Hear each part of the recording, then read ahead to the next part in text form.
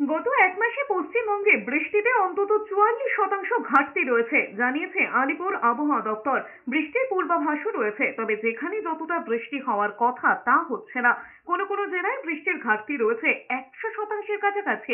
এর মধ্যে অবশ্য আগামী সপ্তাহে কালবৈশাখীর পূর্বাভাস দিয়েছে হাওয়া অফিস। সোমবার থেকে কলকাতা সহ দক্ষিণবঙ্গের একাধিক জেলায় ঝড় বৃষ্টি হতে পারে।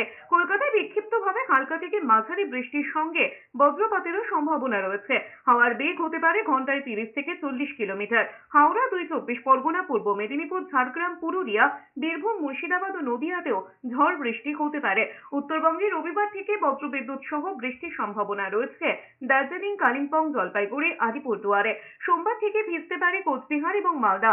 আপাতত উত্তর বা দক্ষিণবঙ্গে দিনের তাপমাত্রার বড় কোনো পরিবর্তনের সম্ভাবনা নেই।